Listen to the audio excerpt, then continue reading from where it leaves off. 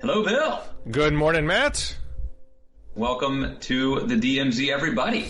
It is Thursday morning. It is, it's on the chilly side up here. I don't know if you're feeling fall yet in Washington, D.C. at this point in southern DMZ, but it's starting to get a little fall like up here in the north. You might want to come up for some foliage. It's foliage time. Is it maple season yet? Or Matt, pancake? I've talked to you for literally a decade, and you do not know what time of year the maple sap flows in New England. Matt, it's like you don't listen to me. In fairness, climate change has impacted this sort of thing. It doesn't change the time of year that maple sap flows. It may change the ability of people at my latitude, longitude. You know, the maple line is inching upward, and there will probably be a point where the sap won't flow here because it doesn't get cold enough in the late winter. But Matt, maple sap flows at the tail end of winter and early spring when it is below. I think it's below freezing or below 40 degrees at night, and goes above, I think, 50 or so in the day. Excuse me if my numbers aren't exactly correct. But it is a narrow window between late February and early April, and that does not change. It will not be in the fall. Fall is foliage. Climate change couldn't affect that? No, it's not going to change the order of our seasons. By the way, I heard that Graham, you know, the guy you're trying to replace me with, the other man, Graham Weiss, was up in Northampton visiting you. He did. He has a family member up here and was having a visit, so he stopped in to say hello. I took him to one of our finer barbecue joints. It is. I would say it is convenient that on the heels of subbing for me, he happened to be in your neck of the woods. It's coincidental, I'm sure. Well, I can assure you, he knows when the maple sap flows, and that is a decided point in his favor.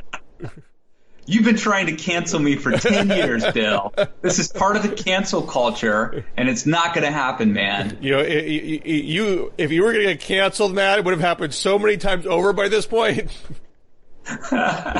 You're the Joe Biden of the DMZ. Nothing you can say can get you fired. That's right. All I'm missing are the aviator sunglasses. Otherwise, and coincidentally, I also took on a guy named Corn Pop at a local swimming pool.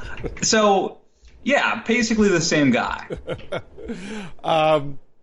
You know, the corn pop story is interesting because it sounds so ridiculous. It's such a ridiculous sounding story, and it has like it would never happen today. Like nothing that would happen today.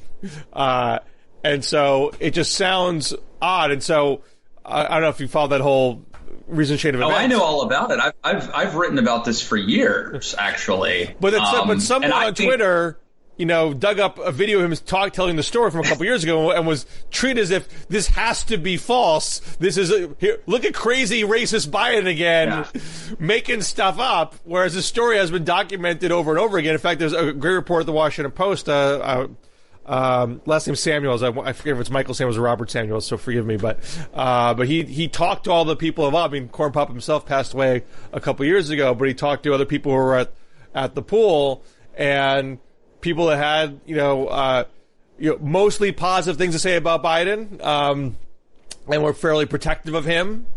Although they know I think there's got to be an element of truth to it. Like, who knows if maybe he's made up a few things, but I think the fundamental story has got to be, you know, I mean, there's got to be a lot of truth to it. All the contemporary evidence is that it was, and the people who were there tell that story. It was not just Biden making it up. But it sounds so weird that people assumed it. Well, but hang on one second. I have a noisemaker. I'm going to turn off here. Right.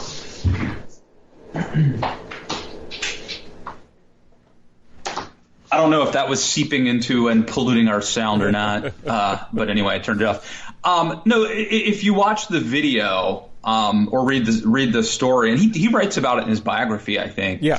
But so what happened is he called the guy Francis or something, whatever the guy's real name was, and that embarrassed the guy. And so when Biden comes out with the chain, he basically says, like, I don't apologize to you for telling you to get off the diving board, but I do apologize for calling you that I shouldn't have. And so, you know, it makes it more believable to me that Biden is admitting that he did apologize to the guy, but he didn't completely back down, right? In other words, Biden doesn't create the story of him being like this tough guy who like completely intimidates the other guy. It's like, anyway, I think it's more believable. But one thing I think is interesting about it, I don't think I'm the first person to observe this.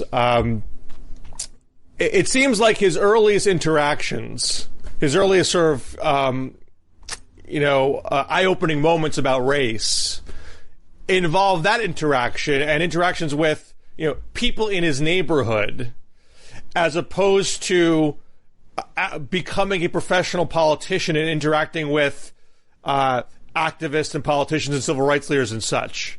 He has sort of a ground level view of it and not a professional political view of it. And just so his language and his demeanor. And so, I mean, on one hand, he often doesn't speak the language that the activist leaders want to hear. And in fact, he got into trouble with some activist leaders during the whole busing controversy in the 70s. But he seems to have and developed a lot of personal relationships that have allowed him to feel comfortable going into any room, any community, and do the old Biden charm. Bill, there's this interesting thing happening. And it's funny because this is a great opening to this show where we're going to talk possibly about comedy later on in the show, and we're going to talk about the Democratic race. But there's this interesting phenomenon whereby I feel like conservatives are really in many ways identifying more and appreciating African American culture. And I think there is an admiration for the way that African Americans are not embracing the sort of leftism that is actually being advocated by white, college-educated progressives, radicals. This goes back and let me just finish. I think it speaks to the Dave Chappelle comedy special as well. It's strange bedfellows right now, but I think that the way that African Americans are sticking with Joe Biden, I suspect that a lot of conservatives, if you were to have a beer with them, would find that somewhat admirable. Yeah, I think this goes back to the Karl Rove days, where Karl Rove was trying to establish a permanent Republican majority. And felt that the only way to do that was to diversify the Republican base, and made the observation. I mean, I think they put more emphasis on attracting Latino votes than African American votes, but it was often verbalized that there are culturally conservative elements in these communities that have no reason to be loyal to Democrats. There are things we can say to them that they agree with, and the obstacle has always been the elements in the Republican Party and conservatives that are more racist, are more bigoted, or to be more charitable, aren't as interested in things like affirmative action and immigration reform and things like that. So there's that basic threshold they're not clearing, and so they can't pick off as many conservative Latinos and African Americans. But I think that opportunity still exists. I mean, Biden is interesting in that. I mean, I think we might mention this in the past show. I mean, there's one study that came out saying he does the best with both African Americans and whites with high racial resentment. And it was I think Dr. Theodore Johnson, who is an African American political analyst and has often been explaining online and in articles that there is a heavy pragmatist element in the African American community and that they see that dichotomy as a strength of Biden's, that he can bring along whites with racial resentment and do things for us because he can build that kind of coalition. Yeah. He still says things about how he's going to help African Americans, which the Republicans so far have not been able to articulate. It's funny because I think I see this as a really sophisticated and interesting theory, which is to say, we as African Americans, we believe that America we haven't gotten to the promised land yet. But we believe that someone who is perceived as being too radical will actually harm that cause, and maybe that there'll be a backlash, right? Right. That's a very sophisticated argument to make, and it seems to be pretty pervasive, especially with African Americans over the age of 35. Yes. It seems to be a very prominent, surprisingly prominent belief, because this is again, I mean, I'm not saying it's surprising that African Americans are this sophisticated. I would be surprised that any cohort of voters would be thinking this strategically. People tend to be reflexive. We're for this and he's for this, so we're for this, right? This is a very kind of complicated political I don't know even how to describe it, but I'm really surprised that it's pervasive. I mean, I'm obviously not a spokesperson here. I don't want to pretend I know more than I do. This is two Gen X white dudes, right. Admittedly. Yes, so let's all take all observations with massive grains of salt. But I would assume, like, if you're in a community that's been screwed over repeatedly in history, you develop a heavy dose of cynicism and a jaded quality, which can enhance political perspective. And when you see I think with younger people, I think of all races, who are interested in being anti-racist, and I think this is informed heavily by Ta-Nehisi Coates' writings on the subject. I mean, he doesn't argue. He doesn't have an optimistic argument. I think he says openly he doesn't expect, people to become less racist, but he wants to force a reckoning, wants to force a confrontation, so people can understand the history better, and the whole reparations argument sort of flows from that. I mean, he believes in the policy that there should be reparations, but there's also an underlying agenda just to force the conversation about it. Even if it's uncomfortable for people, and even if it's not, short-term politically advantageous. I apologize if I'm extrapolating a bit too much, but that's my general understanding. And so you're seeing people look at Biden, people who are younger, and people, and many commentators, both African American or not, arguing that what Biden has said is unconscionable. That to repeat these things about bringing social workers into homes because African American parents don't know what to do, that's sort of beyond the pale. And to older African Americans, it appears that stuff isn't disqualifying, and it arguably is a benefit because, hey, if he says that stuff and he gets a bunch of rights white people to vote for him, but I know because he worked with Obama, I know because the things he says to us and things he's done in his career, that he's not going to backstab us. Fine.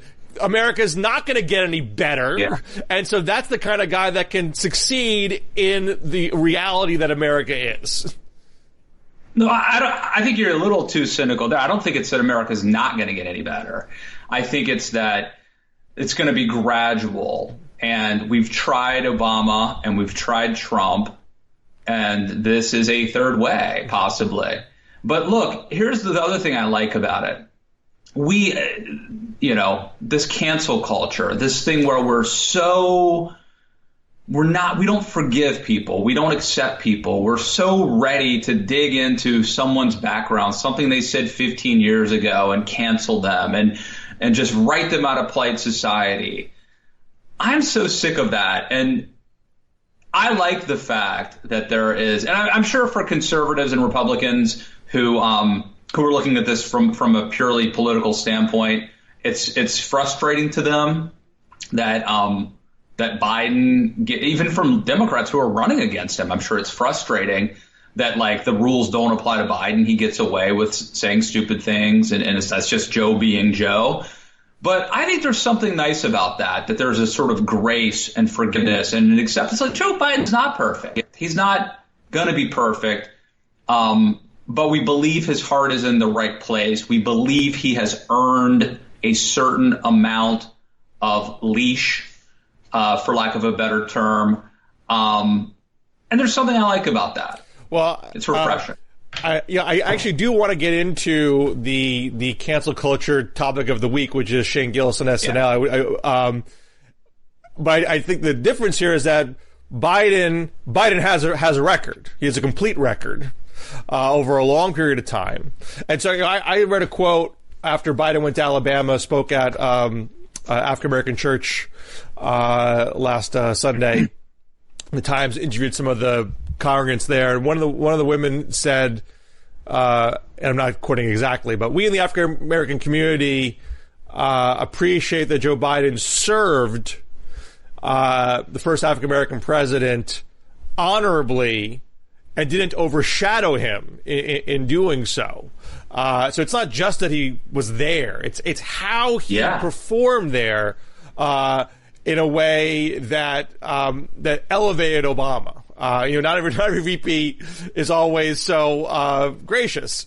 And I never heard it articulated quite like that. And I think that's true. So he has a track record there that say Shane Gillis does not. You never heard of this guy until a week ago, and so he doesn't get the 3 steps to the hoop that Biden gets. Well, I think that's a whole related, but also you're right. It's different. But before we get to the cancel culture thing, since we're talking about Biden, I have to ask you, Bill Scher, a political question. The theme this week, one of the themes this week, seems to be it is now a 2-person race, that it is now Biden versus Elizabeth Warren, and the energy and excitement is with Elizabeth Warren. Is it premature to say it's now between Biden and Warren? I think it is premature to say that.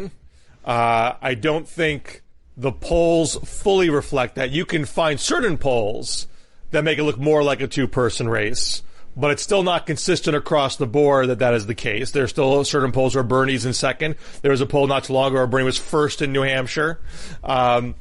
He clearly is retaining a core base of support that's not easily flocking to other candidates. And so as long as that remains the case, I would not call it a 2-person race. And on top of that,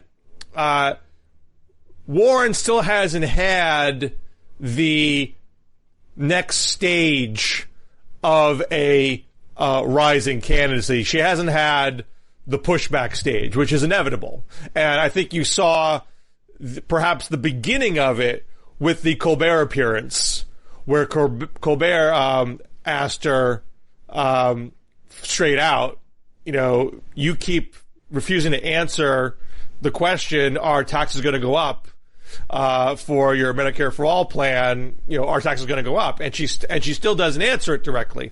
I've had a couple of interactions with folks online, offline, where people say, well, of course she's not going to say it because it's a gotcha question, and if she says it, it's going to be used against her. She knows better, so she's not going to do it. That's that makes a certain degree of political logic. Don't say things that are going to be used against you. Plenty of politicians have dodged questions before and gotten away with it. And I think Frank Brunei at the Times said this, as much as he sort of shook his head personally, he respected the political discipline that went with that. That shows that she perhaps is a sharper tack than a Bernie who sort of blustered in and said, sure, your taxes are going to go up, but even though your savings are going to be higher because of it. But I think that this question is not going to go away because,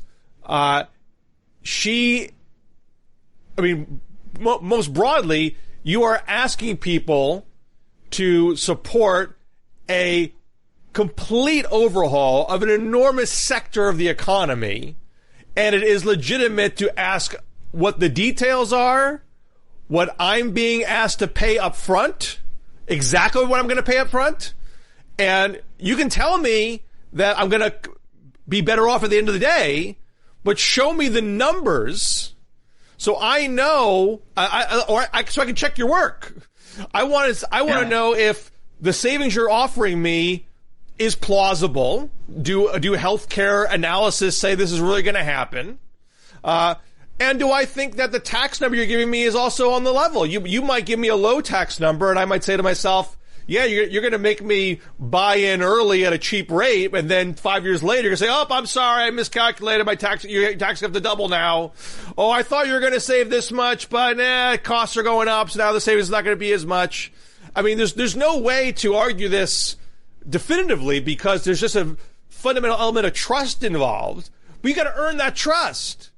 And if you're going to be the candidate who says, I have the plans, I know the details, I'm the want candidate, I've thought this all through, but I'm not going to tell you all the details. I'm going to leave this one little detail out. That feels like hiding the ball. And hiding the ball does not engender trust. And as I wrote when everyone in Warren land hated my piece about the Native American controversy, that was still a potential pitfall. This is exactly why it could be a problem. Because Republicans can say, you were dishonest to advance your own career because you are a dishonest person. And the fact that you won't be straight with people about what the cost is of your plan is further evidence of your dishonesty. Now, again, I'm not saying I agree with any of that. But I'm saying that is the risk that she is presenting by behaving this way. And I think the fact that this question keeps coming up and is now coming up not just from a Chris Matthews, but from a Stephen Colbert, says to me, it's not going to go away. And so that means you can't assume she is on an inevitable, unstoppable rise to the top tier because you don't know how she's going to handle the inevitable pushback. And I thought what I saw in Colbert is not a strong sign that she's figured out how to deal with the pushback, because her initial response is just to kind of close your eyes, hope it goes away. I agree. I agree with all that. I'll say I keep, every time I go out, I had dinner, my wife and I had dinner last night with a conservative friend of ours who doesn't work in politics. And he's convinced that Elizabeth Warren is going to be the nominee. And I keep running into conservative, sort of more rank and file, just out of the political world, conservatives who are convinced that it's going to be Elizabeth Warren. They think that Biden has lost a step. They think Biden is too old. They don't have an answer for how does Biden lose when he keeps saying and doing, like he gives a debate, like one time his bursts an eye, a vessel, and then his teeth fall out and nothing happens. He doesn't lose any, and they can't explain why there's no attrition, but there will be, and they can't explain they can't explain how Elizabeth Warren can win the Democratic primary without African Americans. Look, I mean, regardless, they're convinced. And here's my thing. I think Biden has a shot to beat Trump. A pretty good. I mean, I think it's, I don't want to say 50-50, but Biden's got a shot. I think Trump destroys Elizabeth Warren in a general election. I mean, possible. So, now there are polls you can point to where Warren beats Trump, and on the whole, Biden beats Trump by more than Elizabeth Warren. Yeah. But you could argue that she still beats Trump in most polls, and those numbers only go up as she becomes more known, and she's been generally very good on the stump, and she draws big crowds, and she's just a better candidate people give her credit for. So I don't want to say she can't beat Trump. I think that's going too far. And it's also just as much as I'm pointing out that a backlash could hurt Warren's rise, so could one dumb comment too many by Joe Biden could, take him out. I mean, if you get to a point where it seems like he's truly losing it, that he is not, that he doesn't have his full faculties, that could be devastating for him. Well, and Bill, the other thing that people bring up, my friend last night, I think brought it up, John Ziegler, brings it up all the time, is a sense that the media wants Warren because Biden would be a Biden-Trump race, the theory goes, would be boring. Elizabeth Warren versus that's true Trump. At all. This is the theory, right? Right or wrong, the theory is that the media is rooting for Warren. It's better TV, it's better ratings, and so that's part of the argument for why Warren is now inevitable. I think number one, I mean, you can say a lot of things about Biden, not boring, not a dull scripted candidate. He gives you media fodder almost on a daily basis. So I don't think that doesn't make any sense at all. I just don't think this notion that the media roots for outcomes. I don't think that's the case at all. The media looks for fresh stories. I mean, they want interesting things to write about. And so there are certain common patterns. You don't think the media gave us Trump? I mean, Trump gave the media things to write about. He gave you good copy, and so he got written about. It wasn't so much that, like, I hope he wins and becomes president, just on a little minute-to-minute, hour-to-hour basis. Editors have to assign stories. He gives you stories to write about. I think they hoped he won so that Hillary could beat them. And so it's really checking off two boxes. You end up with Hillary. We get to make history. And we get Donald Trump, which is great for, clicks and ratings and buzz. We are both in the media, Matt. We both have media jobs. That's why I know. I have never heard any editor talk about, I assign you this story so I can get the president I want to win, or I want this person to win. It's not exactly. It works. I need a good story. I need an angle. I need something fresh. Now, I want to be clear. This is not a grand conspiracy where there's a big meeting and Les Moonves puts out a memo saying, this is how it's going to go down. Let's help Trump win the primary instead of Rubio or Cruz. And that way, it's just day in and day out. These are the incentives. And that's how it organically works out. Well, the incentive is a good story. A story that's going to have an interesting headline, an interesting hook that people will read. That's the daily, hourly incentive. And so just go back to the Democratic primary now. Warren's rise, seeming rise, I mean, I think she's getting those stories, even though it's not fully supported by the data. It's not wholly unsupported. I mean, she has risen since January. But for example, the crowd in Washington Square Park, the campaign reported it over 20,000. That made it her biggest crowd to date. It's in the media capital of the country. And so that was sort of quickly reported. And the story that, maybe the capacity of the park actually is 10,000 and it couldn't be that big. That doesn't, I mean, it's reported. I mean, I know about it because a media outlet reported it. And in fact, I know that from the Huffington Post, which is a very liberal media outlet, arguably has been the meanest to Biden, almost all the websites out there. I still got the information from them because it was information that is interesting for a story. But still, the overall theme of the coverage is Warren's rise because that is an exciting story now. But so will stories about Warren having troubles 2 months from now. Would you concede that the narrative can be a self-fulfilling prophecy? If the media reports erroneously or at least prematurely that Elizabeth Warren is having this great moment, that itself has consequences that help Elizabeth Warren have the moment. Sure. I mean, and good campaigns figure out how to give the media content that is helpful to their campaigns. And so to date, Warren has done that. You know, if any campaign has been good at managing media, it is the Warren campaign.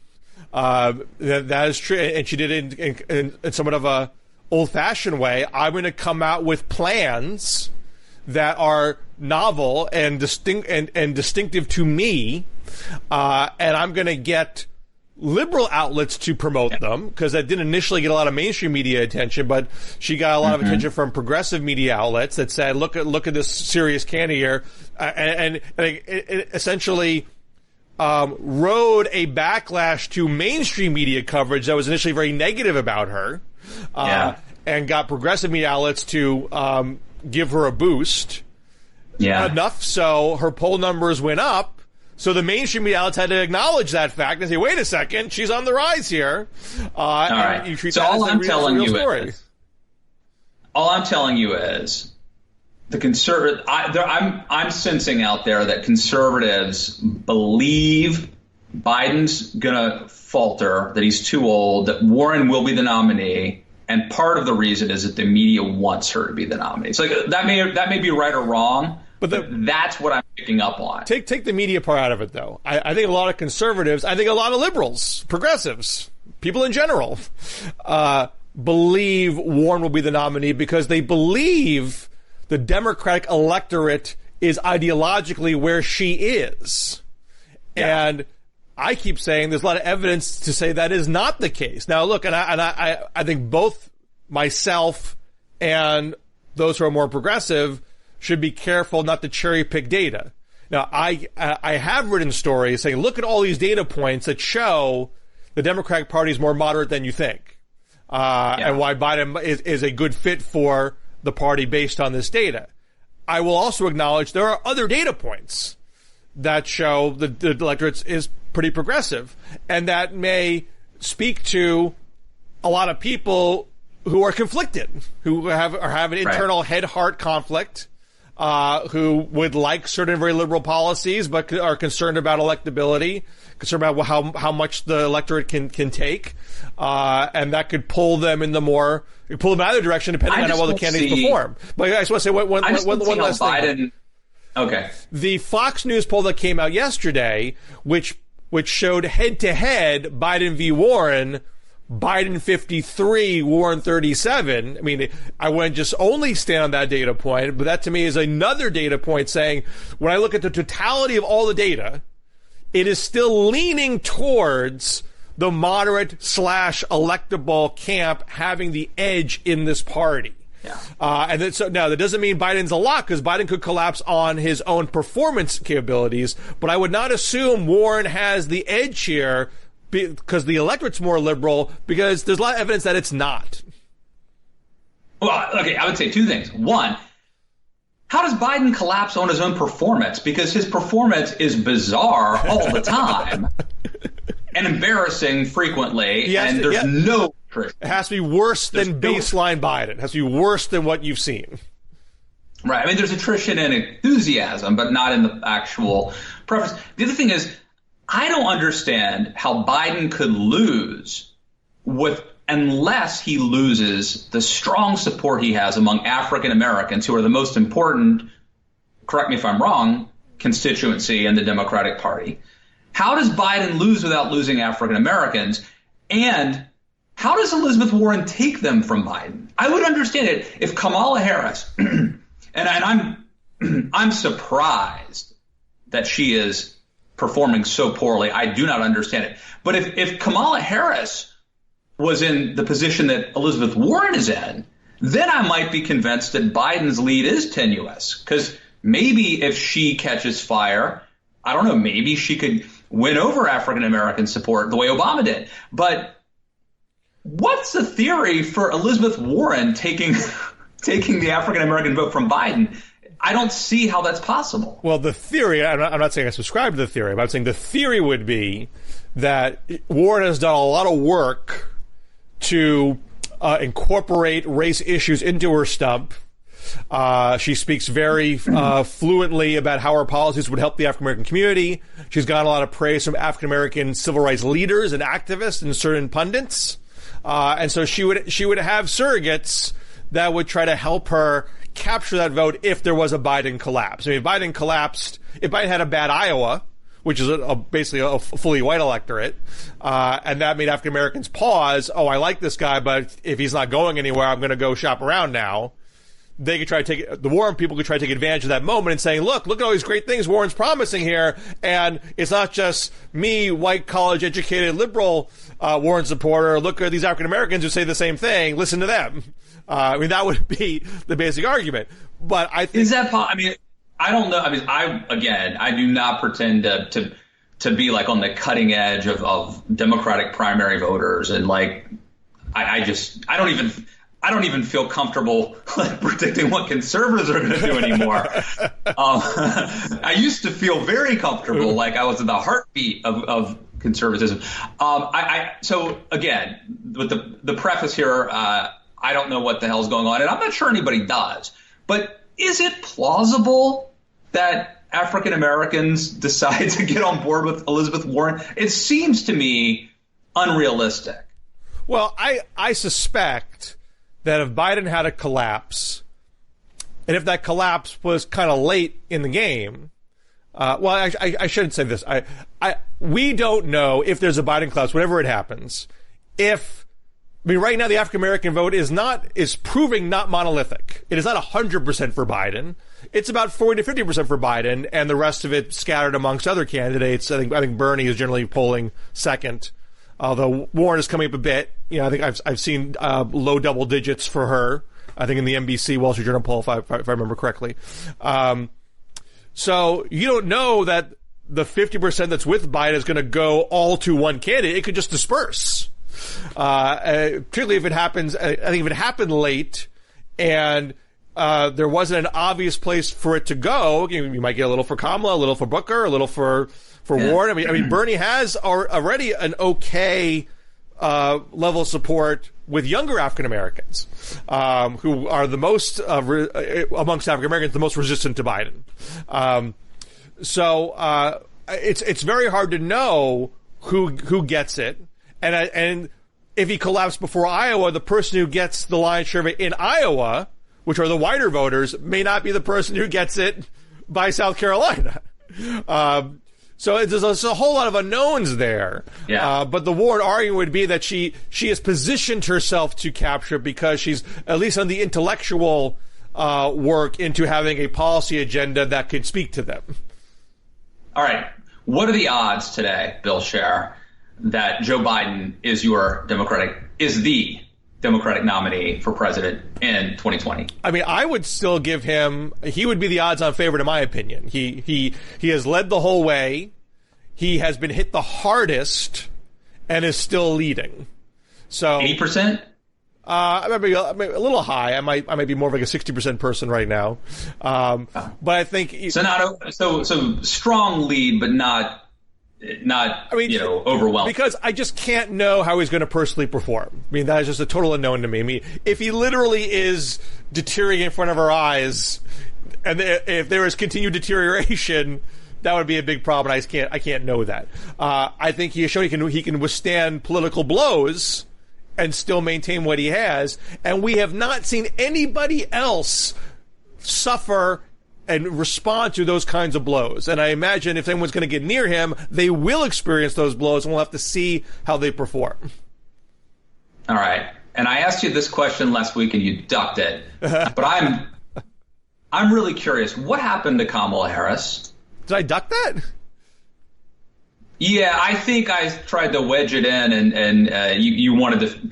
I think it was more you wanted to finish whatever you were talking about. Oh well, I mean, I think. But I'm very curious because I think that Kamala Harris. I'm surprised she's not doing better. I'm not saying she should be the front runner, but I thought she'd be more formidable. What's the problem? Well, I think the two problems are, one, Biden had a stronger bond with the African American community than people thought. Strong enough to withstand two African American candidates being unable to get a toll with African Americans. I think no one saw that. I mean, few people saw that coming. Conservatives who are worried about identity politics should take solace, maybe, I don't know, in the fact that African American voters, maybe tell me if this is politically incorrect, but isn't it a good thing that voters are not voting for a candidate based primarily on their immutable attributes? Isn't that a good thing? And shouldn't we be celebrating? I think that's by and large a good thing, and I think that also is holding true on gender. You don't see a big gender dichotomy in the Biden support or Warren. I mean, Warren's not predominantly female voters. She does relatively the same with women and men, and same with Bernie. You're not seeing liberal Democrats and moderate Democrats size up the candidates in that way. I mean, it's not a zero factor. I mean, you certainly can hear people saying, I would like to have a non-white candidate or a female nominee. But it's certainly not the only characteristic. Policy positions, skills on the stump, those things are still weigh heavily in people's minds. There were a lot of young women who voted for Bernie instead of Hillary last time. Yeah.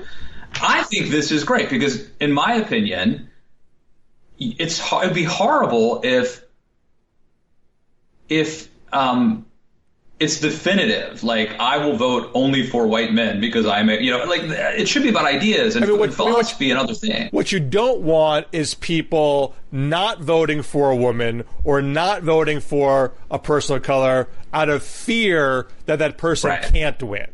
And I, for one, don't believe that is a legitimate fear. I do think women and people of color can win. And I'm sure some of the Biden support comes from an element of fear that that person doesn't match up well against Trump. But I don't think it is solely that. I think there are people who have Biden haters who are making assumptions about the nature of Biden support who will say things like that.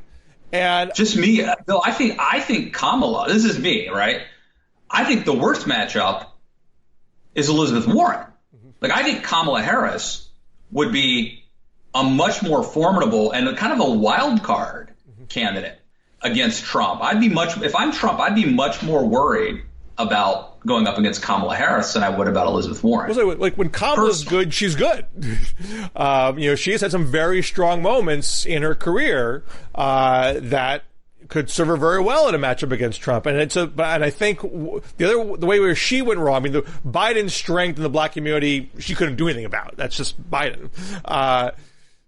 Her big mistake was assuming going in that this was a Bernie-esque electorate, and you had to be as Bernie-esque as possible to win in this primary. Yeah.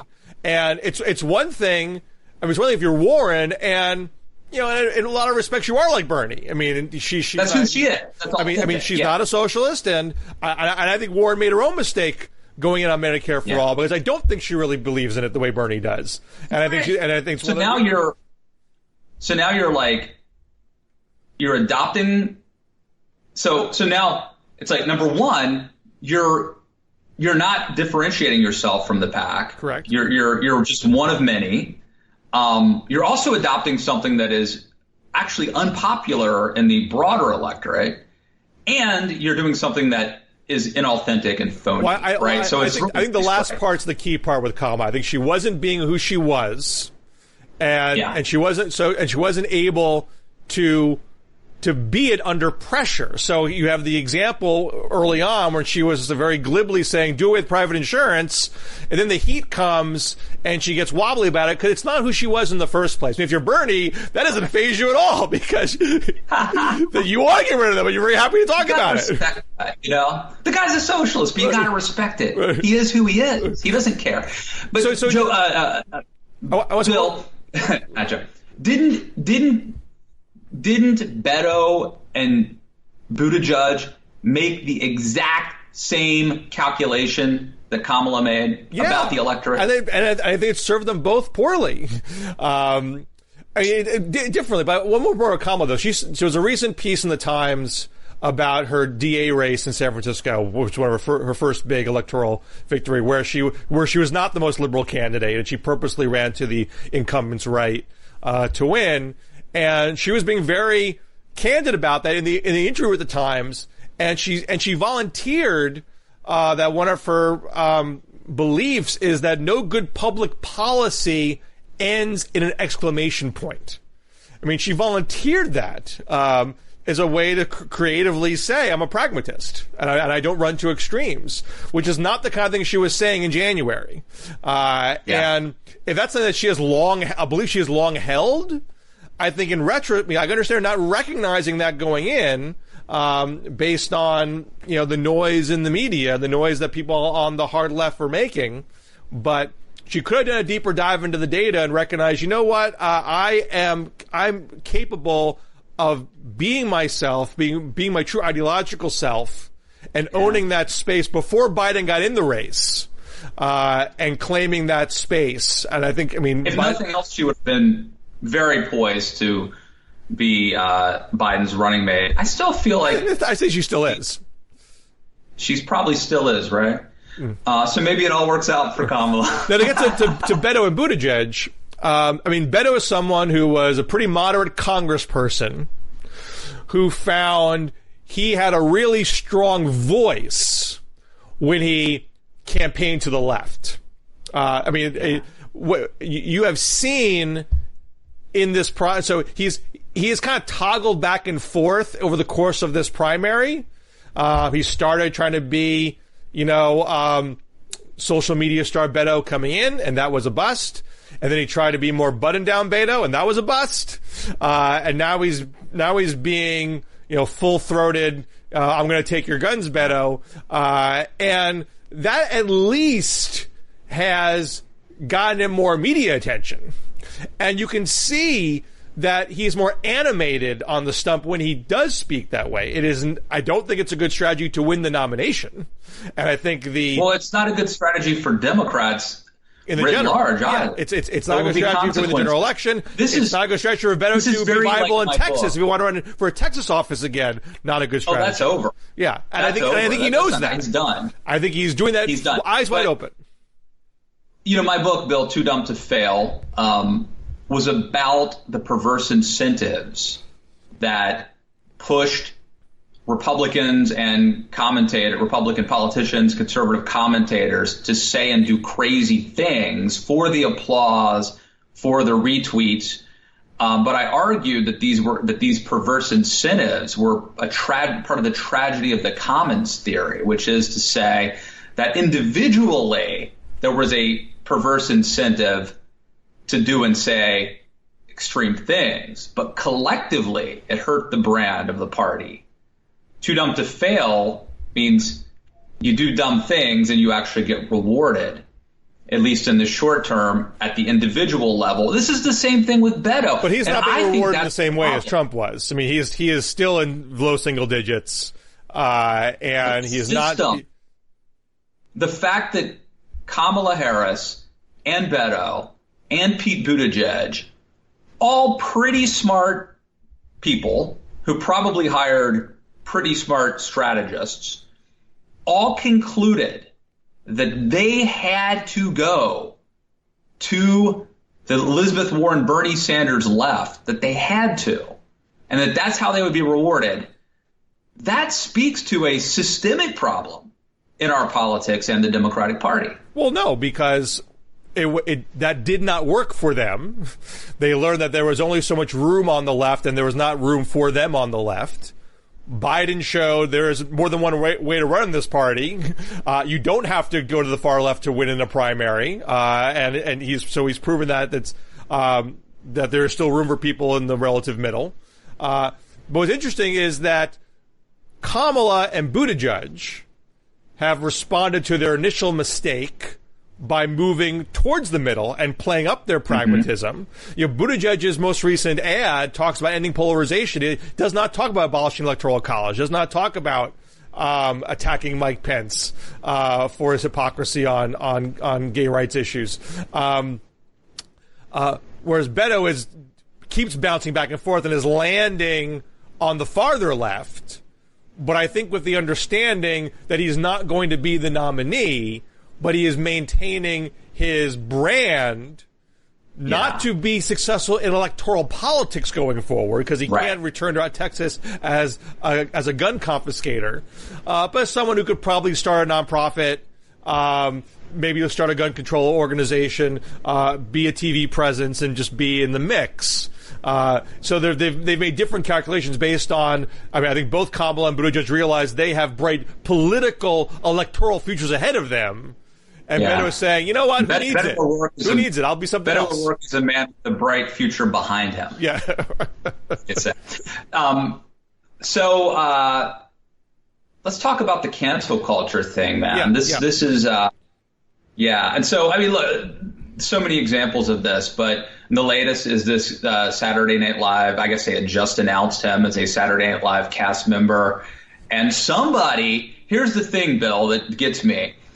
Somebody, like a person, decided to dig into stuff that this guy's done and said in the past. This happens all the time now. Immediately after anyone's hired for anything, I don't know who are the community people that do it. Kevin Hart with the Oscars, someone does the deep dive and tries to find, did you say something that was inappropriate and offensive?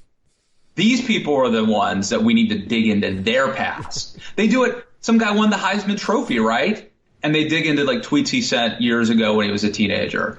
Those are the people that are tearing this country apart. What do they get out of it? What good does it do them to do that? Look, I'm not a super cancel culture person. I believe in second chances. I believe in forgiveness. I believe people can grow.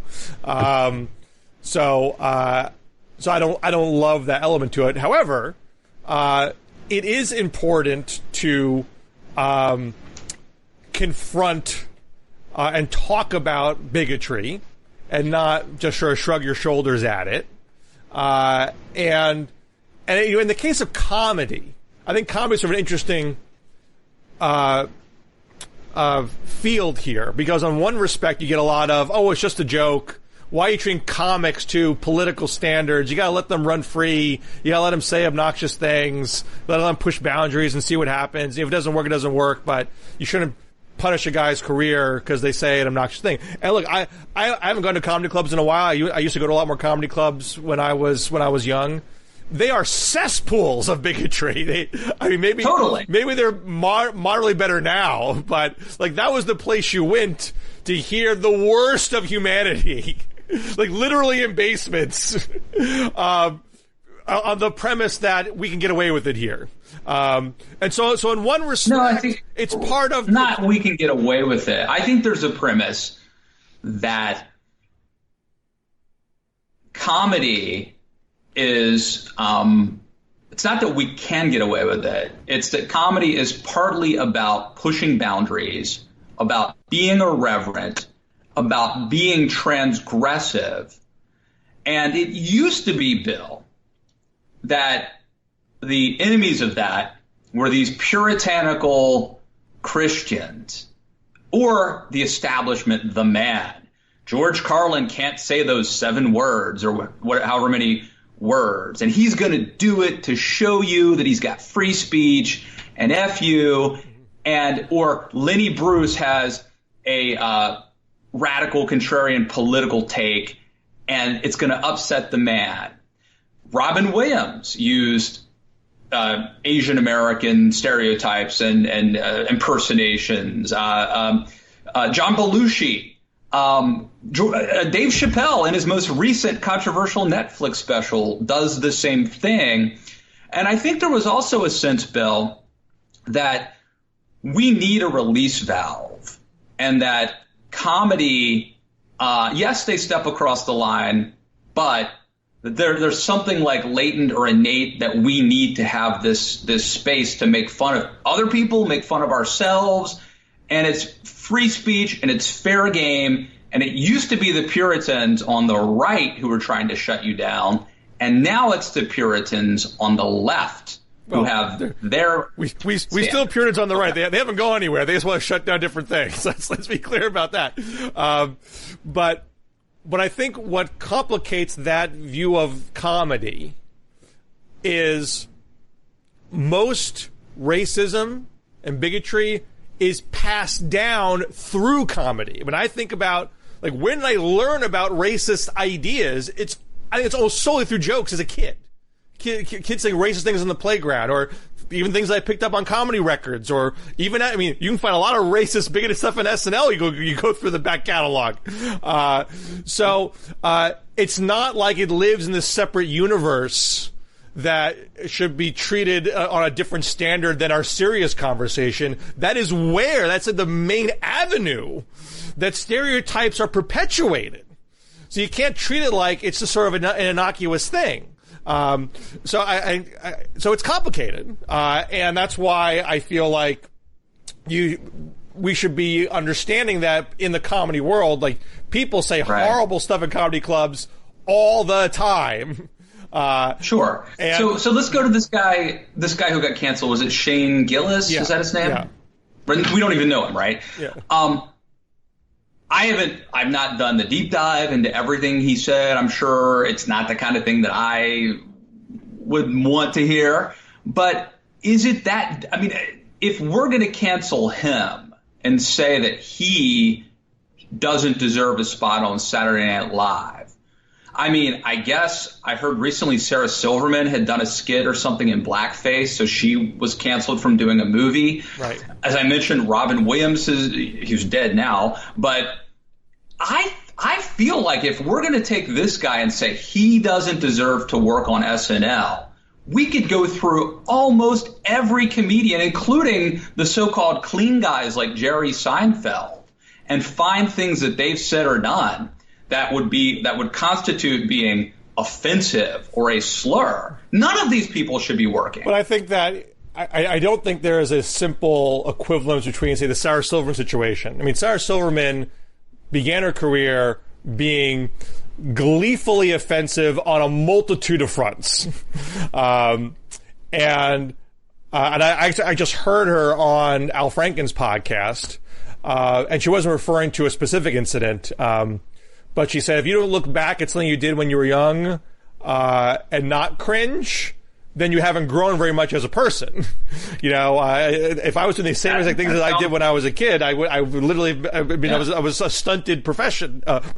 So the fact that she had hers is the case where, okay, she's trying to push a lot of boundaries. If she had a misfire, you look at the totality of the work and her growth and say, you know what, she's not someone who is trying to perpetuate racism in society. She doesn't deserve to be, you know, shunned out of polite society for a bad thing she did.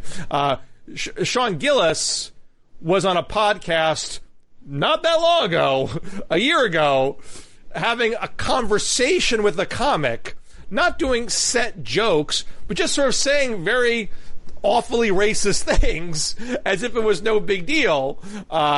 And there's nothing boundary pushing about it. There's nothing inventive about it. There's no social value that he was even trying to achieve in doing it. It's one thing to say something wrong, but there's something in your heart that was trying to do the right thing, and it just came out screwy. Like, this is a guy being racist.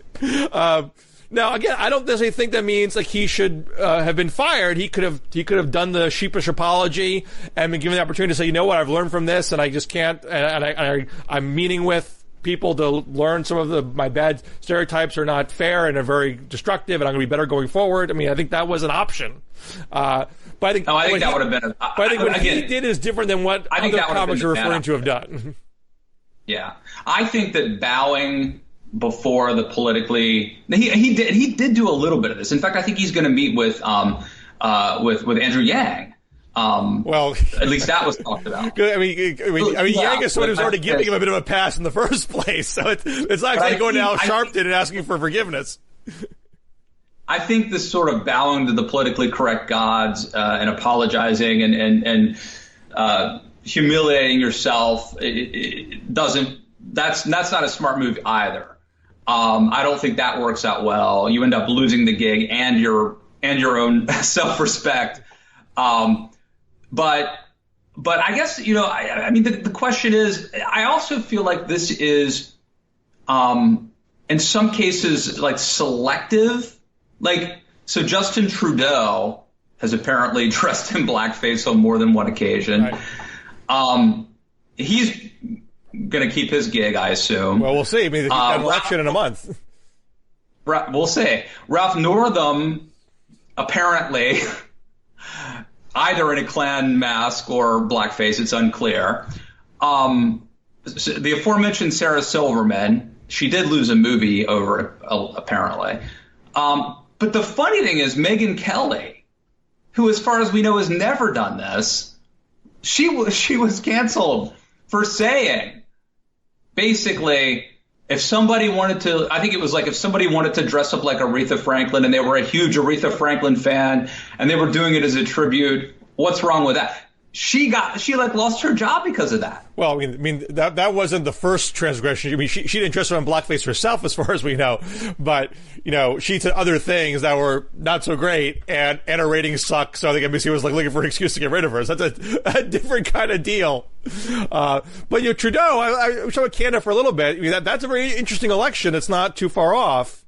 And here's a guy that won an election not too long ago. With a big vote and had tons of accolades, a sort of new day for Canada, the face of diversity and acceptance of refugees and the true liberal heart of Canada, had a rough scandal where he was seen as pressuring his attorney general to go easy on a corporation.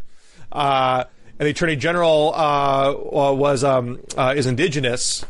And I think was the only Indigenous person in his cabinet, and then she quit and lashed out at Trudeau for unethical pressuring of her. And the Liberal Party's numbers took a big dip after that. And some of the Conservatives were ascendant, but in the past few months, the Liberal Party's numbers have improved, and it looked like in the current polling, they were in one sense neck and neck, but the Liberals were seen as being much better positioned to win the vast, if not majority of seats, a plurality of seats, which would keep Trudeau in power. And now we don't know if this revelation is going to change that. So he had a recovery. Now he might have a setback, or again, maybe people will say, you know what, this is a guy. This was a long time ago. And he's grown, and he's apologized, and we know he's not like that now. Or there are people more on the far left who have said, Trudeau's never been good with our relationships with Indigenous Canadians, and that's been a bit of a sort outside of this one big scandal. But the broader Indigenous policy he's been criticized on as not being progressive enough. And does this mean people on the left are going to abandon the Liberals and go for the New Democrats or for the Greens? And that would those parties are not going to become the top parties. It would only do is help the Conservatives come back into power. So that's a big unknown at this point. So it just seems, the whole thing seems like weird to me. But I guess it's the new normal. I don't quite know. I think comedy is it's especially going to be hard on comedy. And I think you're seeing it. That's why you're seeing people like Jerry Seinfeld and Chris Rock and Bill Maher and Sarah Silverman and others who are kind of Bill Burr. People who are like, Bill Burr, this is the guy. Something for anyway. People who are pushing back. I don't think Silverman's pushed back so much. Silverman sort of bowed out and said, "I'm not going to fight this fight." She sort of. I think she did on. I don't want to mischaracterize her position, but I think she did a little bit on the Bill Simmons. I didn't hear that, so it could be, but I don't recall her when she did not when she accepted the firing or stepped aside. She seemed to acknowledge, I should not have dressed in blackface before. That was not a good thing to do. I think it's totally. You can say like I shouldn't have done that, and yet it was part of a comedy shtick. Yeah. And I don't think I should lose my gig over that. Who hasn't lost their gig for it? Ted Danson. Ted Danson is still on The Good Place, even though he did the blackface bit when he was dating Whoopi Goldberg, which got him into a lot of hot water at the time. But you know what? He's still thriving. So you can come back. But to your larger point, you can. But what bothers me about it is that it's very arbitrary. Like, this is actually proving my point. What are the rules? Yeah, I mean, what are the rules? Well, look, Mike Tyson got a Broadway show, and he's like literally a convicted rapist. So I mean, there's definitely different standards, because I think it has to do with timing and when the media catches wind of it, and the cancel culture online folks focus on you.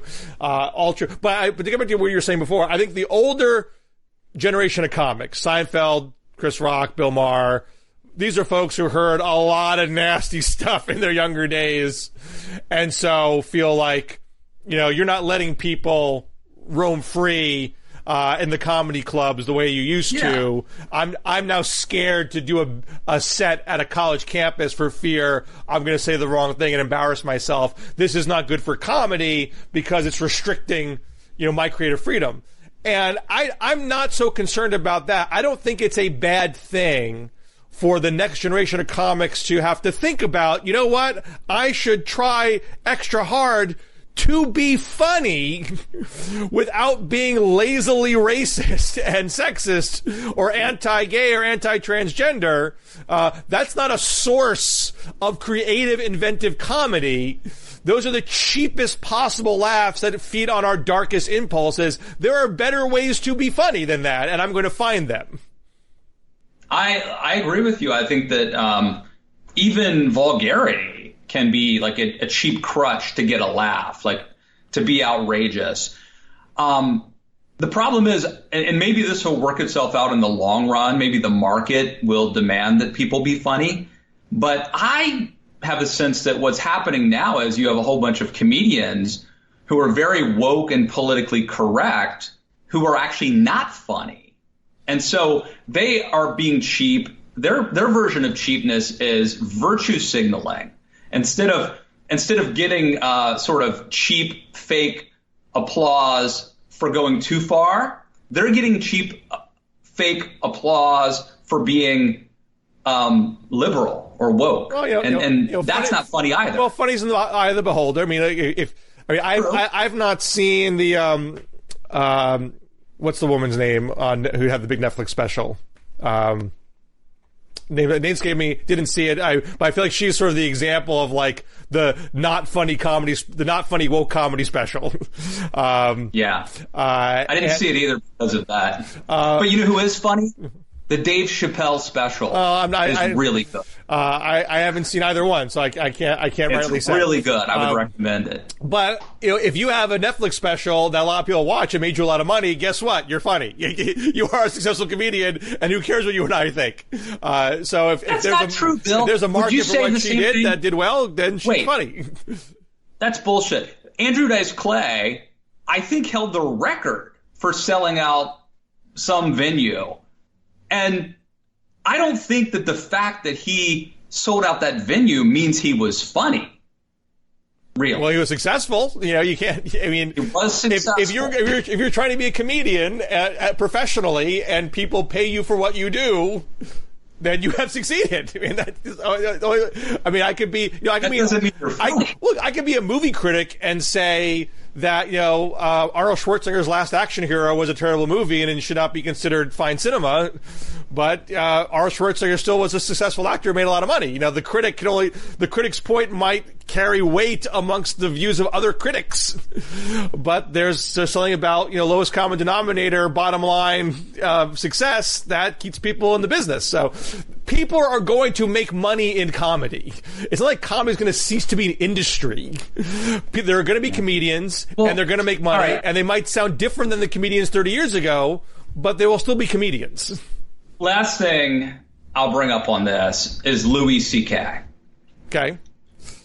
So I never liked Louis C.K. I actually don't think he's funny. I've tried to watch his stuff. I would hear Terry Gross on Fresh Air must have been a big fan. She would have him on a lot. Never appealed to me. But, he did this thing, which was like a Me Too violation, but a little bit also of a gray area. But every time this guy, it's been a couple years now, I think, every time he tries to come out and do some material at a comedy club, there's all this pushback from progressive activists who think they'll sort of shame people for coming to a show or shame venues for having him. When does he get to, I don't know how, I assume he's loaded, that he has a lot of money, but like when does he get to come back and make money again? Well, I think he is making money again. He has done comedy tours and people come to his shows and he's doing okay. So, is he doing stuff now? I mean, I don't think he's making the kind of money he was before, but he is going on the road and performing in clubs and selling out those clubs. Now, where I think his mistake was, and I say as someone who is not a big Louis C.K. fan, I didn't watch the HBO show. I've only seen his stand-up, in clips here and there. And quite frankly, when I did see of him, I was kind of like, I never thought he was that great. So I'm not speaking as a Louis C.K. expert. But my sense of it is part of his appeal was that he was talking about sex and masculinity and gender relations in a progressive way before the masturbation incidents were revealed. And his response to it professionally in his stand-up was to move away from the kind of material he was previously doing and move into it's not just that it was more politically conservative, but it was from what I understand, less creative and less interesting. Sort of cheap shots against, the Parkland kids, and being unapologetic about his own behavior, as opposed to finding a way to take what he did and take responsibility for it and have that enhance the kind of comedy he was previously doing. So he's lost fans who liked what he used to do, and maybe he's gained more conservative fans that like him to be sort of a symbol of political incorrectness, which may be less profitable than what he was doing before, but not exactly, he can't find a job. He's still working. I won't drag this out anymore, but the one name I haven't mentioned up until now is Aziz Ansari, who also fits into this. But his Netflix special was well liked, if I understand correctly. I've not seen it either. Yeah, but I don't think not as good as Dave Chappelle, but it's okay. And again, not having seen it, I guess I don't think he went the Louis C.K. route. He didn't do something wildly divergent from what he was previously doing in coming back, and also what he did, I think, was even a murkier episode than what Louis C.K. did. Yeah. Well, this was different for us, Bill. Yes. We don't normally go that much into the pop culture war stuff, do we? We don't, but I know that's because I'm so pop culture illiterate these days. I used to, if we were talking 20 years ago, I've been much more fluid on this stuff, and now I'm grasping. If we were talking 20 years ago, you would have been a big Louis C.K. booster. A guy who is on the verge of making a huge comeback is Eddie Murphy, although he'd say it's not really a comeback. And I've always liked Eddie Murphy, and I'm excited for Coming to America 2, and I'm excited to see Dolomite. My Name is Dolomite. But so if you look at Delirious and you look at Raw, there is so much inappropriate stuff in that. And you wouldn't want to. I mean, Eddie Murphy is a rarefied talent. You wouldn't want to cancel him. You wouldn't want to see the growth and see what he can do now, because he did stuff at the time that nobody really blinked an eye at for the most part. You want to give a guy a chance to grow and learn, and hopefully whatever he does next, will reflect that. Dr. Doolittle 7, maybe? I don't know. Bill, let me just say, I've talked about this before, but I want to bring it up again because I don't think it's ever resonated, which may mean that it's either not a good point or that or just that it hasn't gotten its due. But from my standpoint, growing up in a Christian conservative area my upbringing, my parents were very, they would have said, for example, that the stuff that Eddie Murphy was talking about was bad and wrong and immoral and vulgar, and they wouldn't have wanted me to watch it. And yet it was Hollywood, the entertainment world, the so-called liberal Hollywood culture that told me that that was cool and that was, hip and basically I feel like there's a bait and switch that America was sold by Hollywood, a culture that was permissive and coarse and vulgar, and they sold us those values under the guise that this is liberal, this is progressive, and then at some point they changed their mind and said, well, if you do the stuff we told you to do, we will now cancel you. And I feel like there was a big bait and switch. Well, I wouldn't look at it in such a centralized way. I think Hollywood and just the entertainment industry in general wants to make money wherever they can get it. They want to play to all the niches of society, and to the extent that playing to one niche makes it hard to play to another niche, complicates their life. They'd rather not have to cancel anybody. They'd rather just make money from all sides. But they can't fully control the forces they unleash. And so at some point, particularly companies that are trying to be seen, like you're for Disney, for example, and you're trying to be the family-friendly company, there are some lines you can't cross because then families won't buy your products. That's why they start Touchstone Pictures or whatever, right. The subsidiary Shineheart Wig Company, whatever. Right. But those games are getting harder and harder to pull off because people can more easily connect the dots, and so it makes their lives harder. Well, I think there's a larger lesson to be learned here, which is to tell the youths of America that if you have, values and beliefs, whatever the culture is selling today, whatever the corporations are making money off of pushing today, do not assume that will still be popular or in vogue tomorrow, because there are a lot of things that are really bad that were once popular and that the culture once endorsed and now are clearly wrong. And I think there's a tendency for people living in a contemporary modern society to assume we have kind of reached, Chuck Klosterman had a book a few years ago. Basically, the conceit was like, we're going to look back 100 years from now, and so many of the things that we take for granted as being virtuous or good or normal, we're going to be astonished. History is going to look back and be like, they used to eat meat? What were they, and so I think that that is a mistake, and a common mistake, an understandable one, to assume that the mores, the things that our culture says is okay, will hold up, because they're temporary, they're not permanent. That's one to grow on. I'm going to leave it there because my battery's going to run out. So what do you? I think I'll get off my soapbox. What do you got to plug before we go?